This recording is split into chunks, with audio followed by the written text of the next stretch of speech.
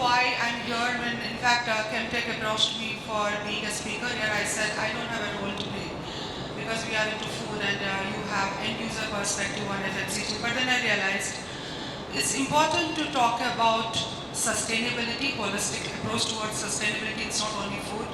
It's all the packaging that's being used. Whether you talk about FMCG, you talk about food. So I thought it's good to have our perspective of how we see industry. What are the challenges in driving sustainability? And what is that we need to do together as a vendor, as a converter? So that's the reason I am here today. So the presentation I have is mostly on why sustainability, what is that packaging needs in terms of sustainability, what are we doing as a company for driving sustainability as a goal, and what are our expectations and challenges from vendors who are in chemical industry, what do we need to do together. So my first slide, if you see here, I just saw it a few weeks back. I was also talking in CIA conference. These are some of the bold steps where every brand feels that we can't change because there are this challenges, that challenges. So this is, I think, a very bold initiative where we can think beyond traditional way of doing business. So my topic today is green by design and biodegradable packaging. Coming back to our history, Huhtamaki is a 100-year-old company driving innovation with brands. We work closely with some of the very prestigious brands, that's Nestle, Unilever, and some more global key accounts, Starbucks and all global key accounts. So what we drive with them is not the product supplies. What we work together with them on innovation is what is the long-term vision they have. So we innovate our packaging for them, we innovate our coatings for them, we innovate raw material for specific needs and segments. The markets we have is QSR, quick service restaurants that we cater. Food delivery, that's on the rise now, food on the go. FMCG, definitely we have a bigger role to play, and retail. The products we have is more for the convenience, food safety and food availability. The packaging technologies we use is paperboard conversion, molded fiber, that is what is going to be the future of the industry. And flexibles, of course, people who don't know us, we have almost 85% of the market share in packaging, flexible packaging in India. This is our overall presence.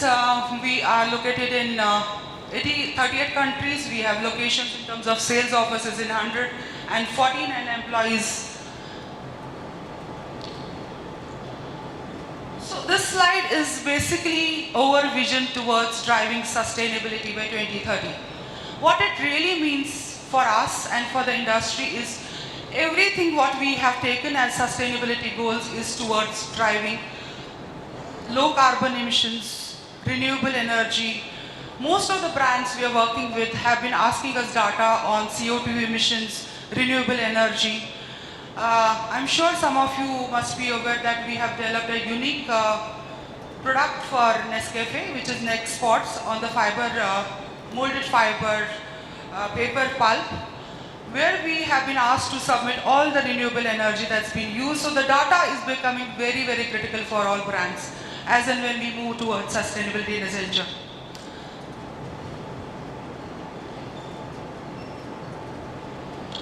So, what are the market opportunities and the challenges? Let's talk a bit about it. The first thing that comes to anybody's mind is that why should we move towards paper packaging? What is there as an opportunity and how do we drive it together? And mostly when you are changing from what's been happening over the ages, a lot of challenges. You talk about supply chain management, you talk about vendors, you talk about change in design, because some things were possible with plastic, some things are not possible with paper technology, is what I'm going to emphasize a little bit here. So let's talk about what is that is driving this change. One is that environmental issues, which obviously everybody is aware of. What else? So I think the consumer trends. That's mostly one of the biggest drivers for us to think of how do we drive this change together. So if you really look at consumer trends, what is happening in the consumer industry from the end user's perspective? One is that everybody is looking at circular economy and recyclability. That's top of the mind recall for every consumer brand. Transparency and traceability is becoming critical every now and then as organizations growing. So because we are not talking local, we are also going global. So traceability and transparency of the system, that's what Huhtamaki is known for. And carbon neutrality, of course. So how does it help brands? How does it help consumers? It is believed, so some trends which are there on the screen is that it drives profits, it drives transparency, the brand recall, and most importantly, the mindset of every brand or any company is that sustainability is a bit expensive. Yes, it is. But if you really look at it from the holistic point of view, it will cost you lesser than having non-sustainable products. How? It will open doors for some like-minded people to have collaborations, new doors, new avenues, and more importantly, it opens avenues not only for the local market, for the global market, where the market is really matured. So, if you really look at what's happening from the end user, from the brand perspective, though everybody likes to be sustainable, at the same time it has to be affordable, and second is adaptability of the consumer. I'll give an example here. It's very critical for us to understand what's happening. We had launched fiber lids, that's of bagasse and wood pulp, in one of the markets. When we launched, because it was with a coffee, so what happened is that with that coffee evaporation, the lid turned to be very soft.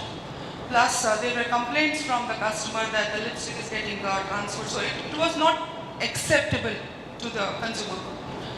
So they lost, one of the brands lost 8% of the sales because they did not like this new adaptability. So while we're talking about sustainability, it has to be adaptable also. So then what we try to innovate in few markets is recyclability. So we have also come up with a lot of paper lids, paper straws. So a lot of changes that is helping us drive innovation from our end. So some of the few innovations that we have done in different markets, different segments. We are very strong on egg cartons. That's one of the biggest markets for us.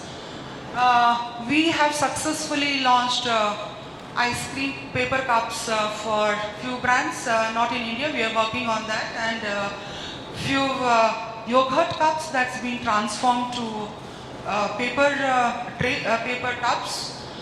Another innovation which has already been approved is the noodle cups, which was predominantly in plastic. Now it's moved to paper.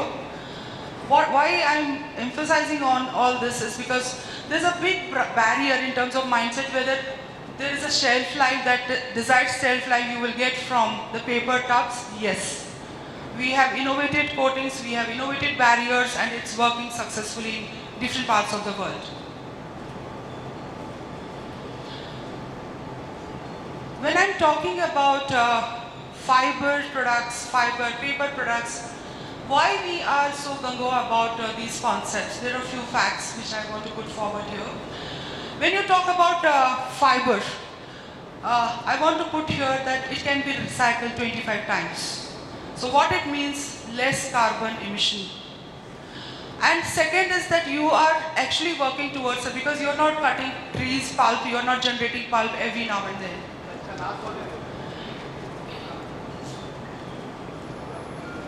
So this is some facts about circular economy, why we are wanting to have circular economy.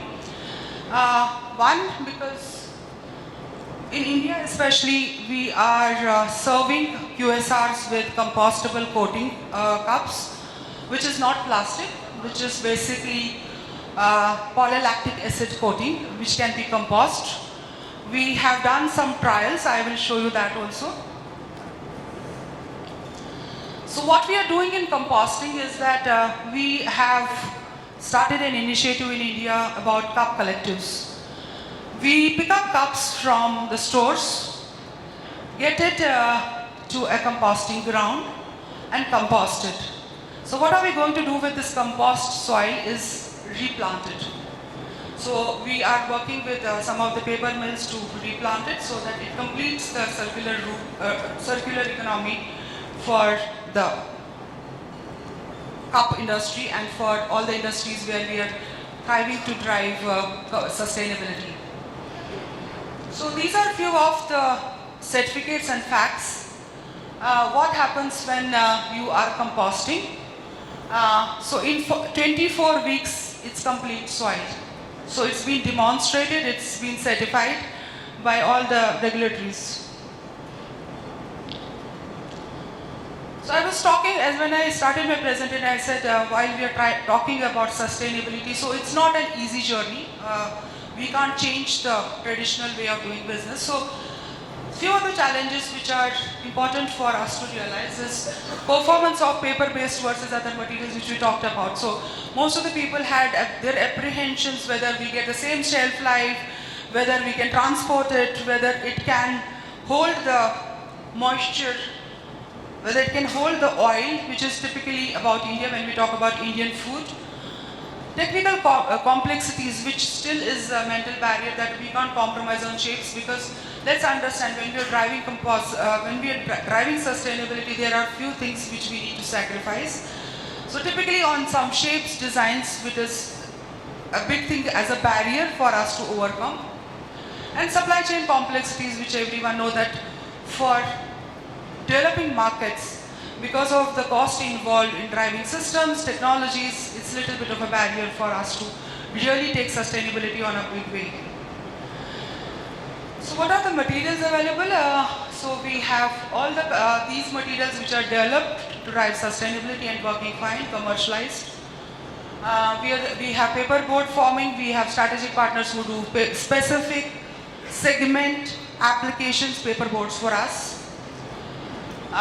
We do paper thin films for straws. We have our certified sites where we do FSC paper straws which are completely sustainable. We do smooth molded fiber, which I spoke to you about. We have also started, excuse me, can you just pass on my back? So we have done specific products, yes.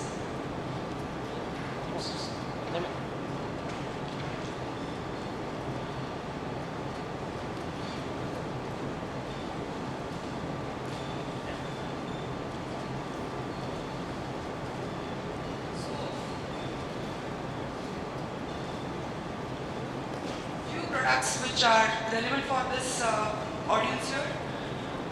This is completely fiber molded, no chemical, only few sprays, and made with wood pulp for coffee industry. This is something which is again an innovation on the packaging, made with fiber. So this is second innovation that we are successfully done with. These are Sunday cups, not paper, where you need plastic, you need chemicals. It needs a little bit of a barrier property. And these are few more innovations.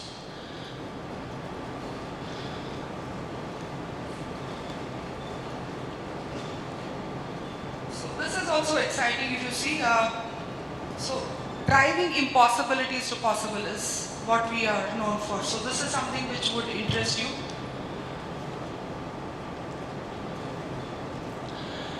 So some of the few things on sustainability, we are completely FSC certified. Whatever we do is FSC certified. And all the films that we use are certified for composting. So what is that we need to do together? Let's be specific about what we need to do together as an industry. Better technology with less energy and no plastic, that's our vision and mission. increased barrier property. So we are continuously working with all the chemical industries, brands to see how we are more sustainable, how we can reduce our carbon footprints and become more cost effective as well. More shapes and size, which is what I was talking to you in terms of acceptance of sustainable alternatives. Thank you very much. This is it from me. Any questions, we can always, I'm here to answer if you have anything or anything which I need to address. I think we leave the questions for later. Yeah. Thank you very much. Thank you for a fantastic presentation. Very inspiring to see what you've done.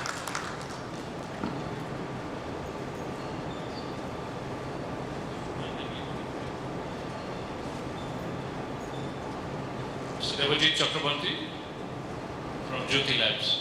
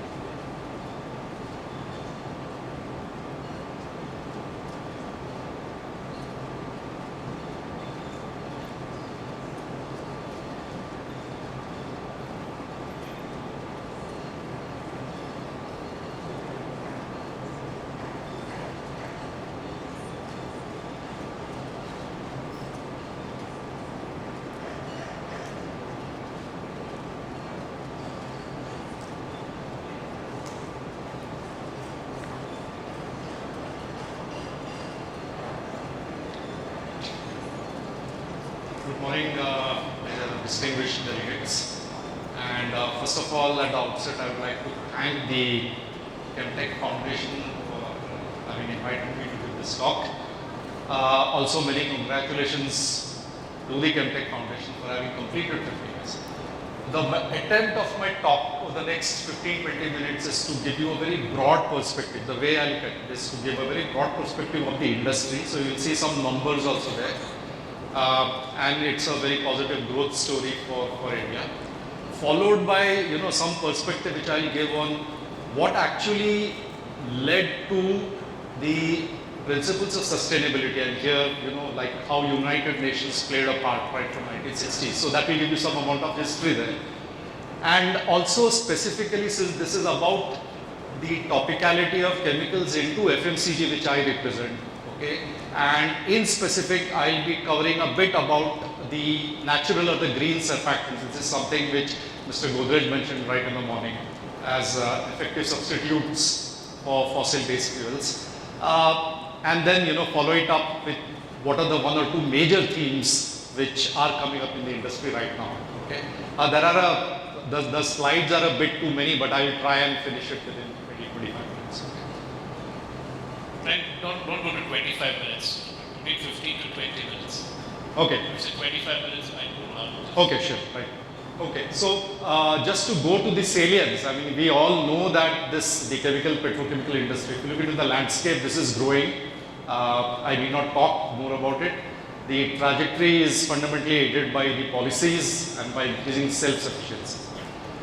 What this chart demonstrates is, this is actually a number which shows a 6.7% growth. So the chemical industry is poised to be 383 billion in 2030 from 178. So which means we are on track. We are the 6th largest chemicals producer in the world. We contribute 25% to India's GDP. So you can imagine the strength of that.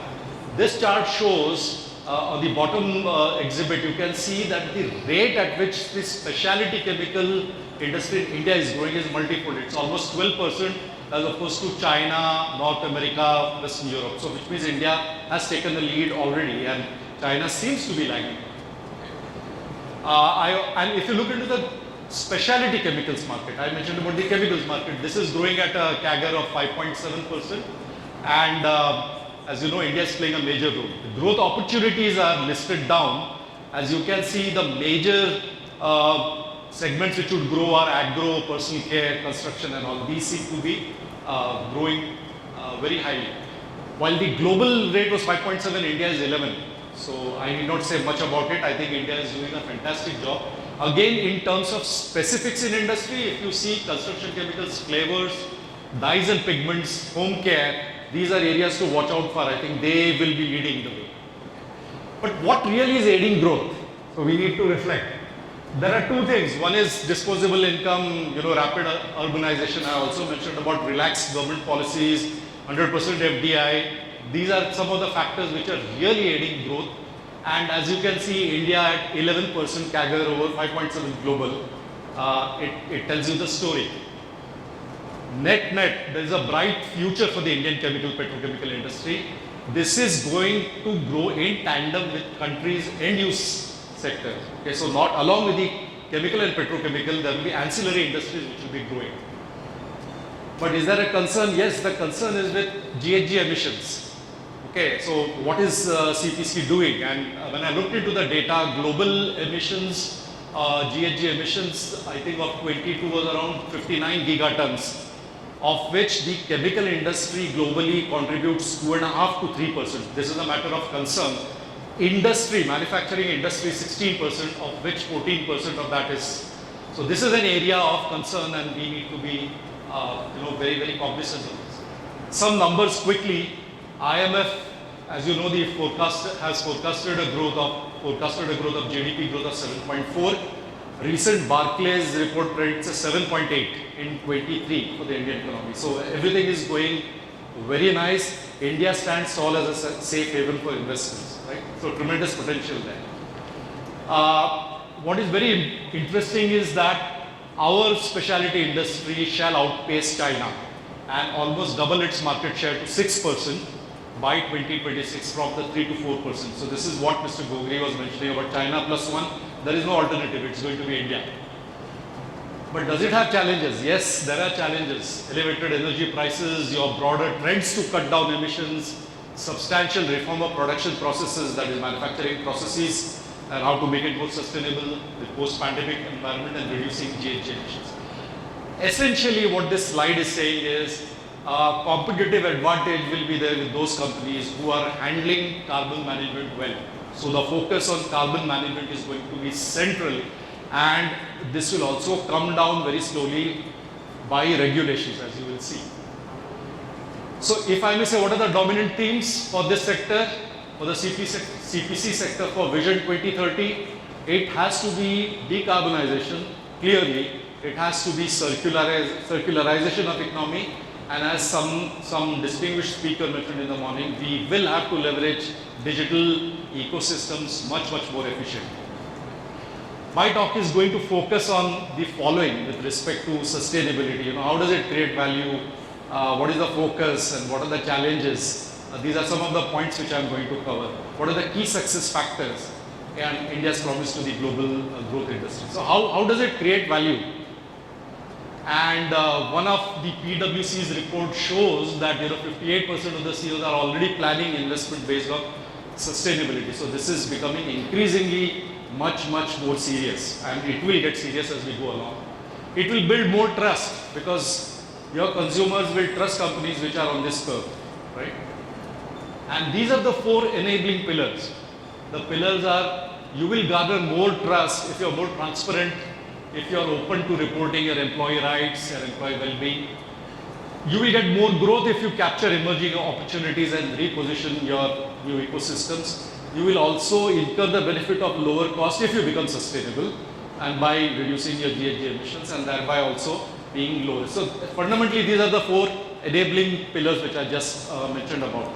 But one point to indicate in lower cost is what will become very clear is your organization will be supported by private equity and by investors only if you are seen to be sustainable and there is demonstrable action. So this is very important. Apart from your growth, lower risk, your lower cost will also come because you will attract investment. What's the value of this industry?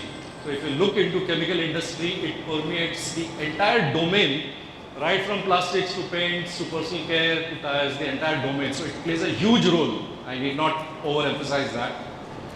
In terms of the contribution of chemicals to global manufacturing, roughly 8.3% of the global business. This is the salience of this. And what impact does it have? It has many impacts. It has a direct impact, which is the activity of the global chemical industry, indirect and induced. I'm not going into that. But the growing focus on decarbonization and recycling will become very important. I also mentioned right at the beginning that I'm going to dwell a bit on the history, because people talk about sustainability, but it's also important to reflect what actually led to that. A lot of that began in the 60s, and the merit and the entire credit was going to United Nations, the UNEP and WCD. I think this was the watershed movement, the Brundtland Commission report, which you can see in this exhibit. The 1983 Brundtland Commission report was the inflection. It was a turning point where it mentioned that yes, it's high time now, you will need to go into adopting sustainability measures. In addition, I must also mention that the Chemistry Industry Association of Canada around mid-80s started with this voluntary initiative called Responsible Care, which many companies have also adopted. So if you see the highlight, right from 60s to 2020s to right up to COP28 in Abu Dhabi, the focus has been on climate, and these are the goals. Just that you are aware, all of you are aware, mostly the 17 is SDGs, the 169 targets, the policy indicators, the responsible care. I think this is the most seminal thing which I found in the Brundtland report is what it says is development that meets the needs of the present without compromising the ability of future generations to. I think this was the trigger point. Okay. While chemical industry is on a very strong growth path, you know that it's strongly dependent on two major feedstocks, crude oil and gas. What is inherently a problem here is they come with an embedded carbon footprint. So if you look into those foodstocks like ethylene, the feedstocks like ethylene, propylene, they have an inherent carbon footprint, which means when you use them, you are bound to emit CO2. There is nothing you can do about it because that's the chemistry of the feedstock. And oil and gas are going to be, very important. So from a chemistry point of view, you can't do it. So what is it that you can do? There is also a pressure on energy reduction to net zero. I mean, the net zero, whereby the Paris Climate Agreement it talks about, the net zero agreement is 2050 by EU, 2060 by China, and India taken 2070. It shows, this graph shows what is the amount of reduction you need to do. And as you can see from that 20% to 49%, it clearly shows that the saliency on electricity needs to increase, your coal and all that. So this is the sort of transition which you will need to make. And obviously, when I come to the FMCG industry, here is a connect. We are using, and as FMCG, we use a lot of surfactants in our products, right? And the obvious answer to this is you will have to move away from fossil-based fuels. So there is no alternative, and that's why while some applications of non-fossil may not be completely sustainable, applications of fossil-based will definitely create problems. So you will have to move. There is no choice, right? And it is an imperative. This is how the value chain looks. So if you look into the chemicals value chain, I have just put customer industries and chemicals. It gives you an overview of the use, how the value chain looks like. But really, I mean, while petrochemical is doing this, what are the customers looking for? As I said, the customer is increasingly going to look for environmental friendly, responsible products. At the same time, they are expecting organizations to up their manufacturing performance. Right? This is one chart which I found, the latest United Nations report, which is saying if you don't abide with the Paris Climate Agreement, 1.5, this is what will happen to marine life. This talks about what will happen to the coral reefs. This just sounds an alarm that if you go from 1.5 to 2, this is what will happen. There are different ways, and here I have put different chemicals, how can chemicals provide sustainable solution across different industries. But if you come specifically to retail and consumer goods and packaging, I think she mentioned like what, biodegradable plastics. But in retail and consumer goods, what can you do? You can improve customer experience, you can reduce packaging, you can go to ultra concentrate. These are some of the ways by which you can, move towards sustainability. You can improve product safety. I mentioned right at the outset that I'll try and connect this thing to FMCG, and the connection is very obvious. And as I said, surfactants is the major backbone. So what's happening in this industry? What is happening here is the largest surfactant, linear alkyl benzene, which is converted via sulfonation process and is a feedstock for powders or liquids, is growing at the rate of 42%. Right? It makes up 42% of the global surfactant market. It is expected to grow at the rate of 2.9%. Right? This is the story here. The market, global market, is around 11,300 kilometric tons, and this is going to grow. Right? What you also see is Asianification. So Asia dominates 50% of this, and the reasons are very clear: rising urbanization, improved living, and nuclear family. But if you look at the rate of growth of LAB versus that of biosurfactant, now why I got in biosurfactant? Because these are the obvious surfactants of choice, and glycolipids, lipopeptides, surfactants, fatty acids, and the rest. If you look at their rate of growth, it's much lower when compared to this. So while we talk of biosurfactants, and we have talked of greener surfactants, I think it constitutes roughly 2.5% of the net surfactant load. So which means the progress has not been good at all. For whatever reason, FMCG companies will need to rush, come out with solutions which are consumer acceptable and friendly. This is where they are. The companies which are really making dent here are Unilever, Ecolab, Intel, Lemonics, Japan, Godrej Industries in India, focusing on those two primary surfactants which are rhabdolipids and sophorolipids. These are the two primary biological surfactants which are actually engineered using microbes, okay, which are the surfactants of choice. There are other companies also which are using other genetically modified microbes to manufacture other surfactants, natural base. I'm not going into details. Some of them start with sugars and use enzymes via a very complex intermediate process to generate the product. Some companies are also designing novel proteins. This company is worth mentioning, which is using the metathesis reaction which is available across double bonds to prepare some very novel entities. Johnson & Johnson's example, using hydrolyzed potato starch, they couple it with some an entity to give you a super hydrophilic application. So these are some of the advances. But if you look into the demand and supply outlook, I mean, it is growing. And if you look into feedstock availability of surfactants, right now it's good. Ethylene is buoyed by shale gas, N-paraffins and lab are supported by gas to liquid, palm plantations are expanding, everything is good. The methyl ester sulfonate capacity is stabilizing. This is one of the natural surfactants. Fatty alcohols are well supplied, but there are volatility risks in terms of palm kernel and ethylene oxide. So there is a low supply there. But it's very clear that in the longer term, none of these will work for us. So there is something which we will need to shift to, and thereby the key issues which facing the surfactant industry are much in common with chemicals. They are environmental, regulatory and supply chain, much like what the chemicals is changing. Just to give you an example of the palm, people are going in for round table on sustainable palm oil. Okay, so, and these things are going to be increasingly important. Regulatory, the TSCA Act, the REACH pressure, all of that will come to fore. Okay. But what are the opportunities? If you look into the opportunities, the characteristics of, we need to understand what are the characteristics of the industry. We are dependent too much on fossil-based stocks, feedstocks, high energy demanding process, and consumer and customer industry servicing. And this build-up of additional pressure is good, but it offers you excellent opportunities as well. I would like to point two opportunities here for the chemical industry. One specifically where a lot of activity is happening on green hydrogen. Why? Because if you generate green hydrogen by water electrolysis, I'm sure a lot of work is happening, it will lead to zero CO2 emissions. Why hydrogen is important? I have listed that on the right side. It is lighter, okay, so it will help in transportation. It is green, it is used as a feedstock for so many entities, right? And it's environmentally friendly, excepting one grade of hydrogen which is known as grey hydrogen. But let's not go into that.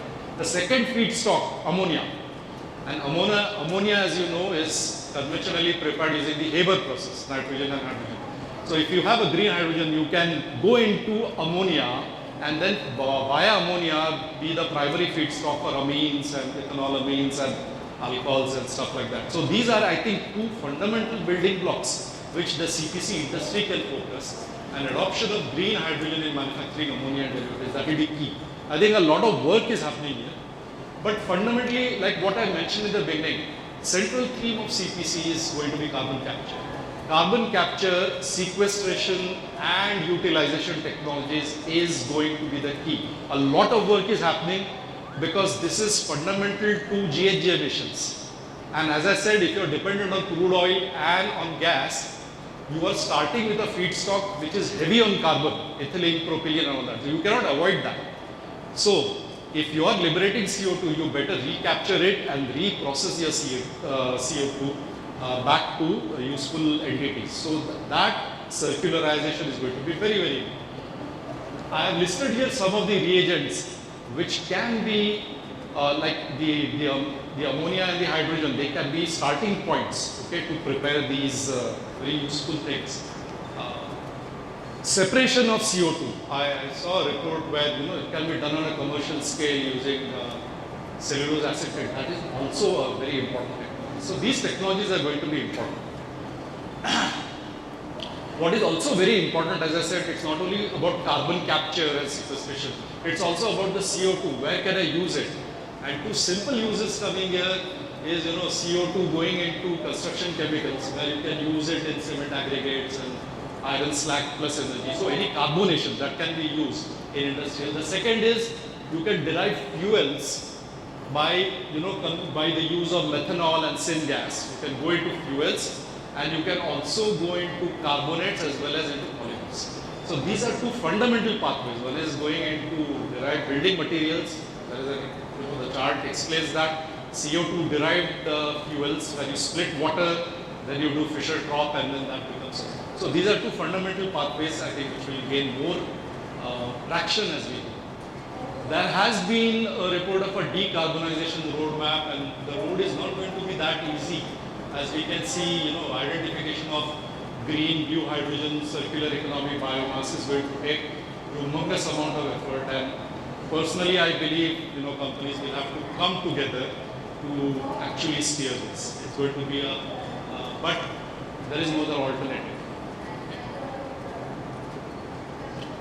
What about the polymer companies? And Meenakshi mentioned about this. I mean, if you look at the rate of growth, this is also going, but then no alternative for the thermoplastic industries but to go in for substitution, reduction and reuse. There is no other way. If you look into the data, okay, the CAGR growth of thermoplastics is around 1.5%. But then, what is the issue with thermoplastics? While it has a lot of traction, it is non-biodegradable. Okay, it releases gas, primarily CO2. There is improper segregation. So there are huge challenges actually with thermoplastics and polymers. And we will need to find out a path. So what are the key factors, success factors to enable sustainability? There is one term which has been coined ASPIRE. So adapt and adopt the sustainability frameworks. We'll have to engage with stakeholders. We'll have to prioritize material issues.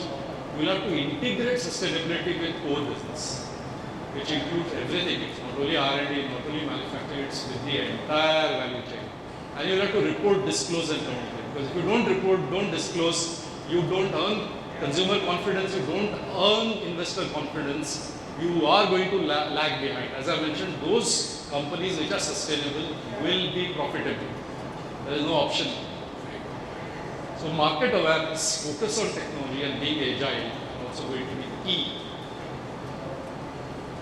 Regulatory, technology, ecosystem, and the ecosystems which are being, these are other three important things which the chemical, petrochemical industry will need to be very cognizant. And as I mentioned, while technologies are emerging at a rapid pace, what is also very important to understand is scale. And somebody mentioned right in the beginning, It's not only important to pilot, but also, like for example, green hydrogen, green ammonia, and then going into solvents, amines, and all that must be demonstrated at scale quickly, right?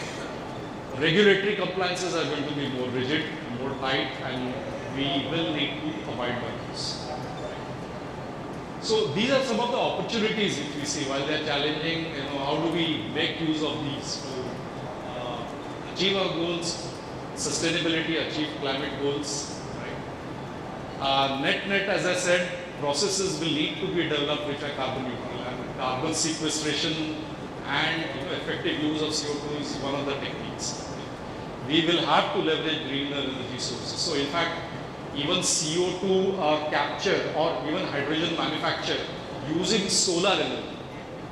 Okay, so when you use energy which is not non-sustainable is another route which has been proposed. So many advances are happening, but the rate of acceleration needs to be faster now because as you have seen in climate, we are already, I don't think we are almost reaching the 1.5, and I showed you what will happen as we go. In my opinion, I think green hydrogen will be the cornerstone.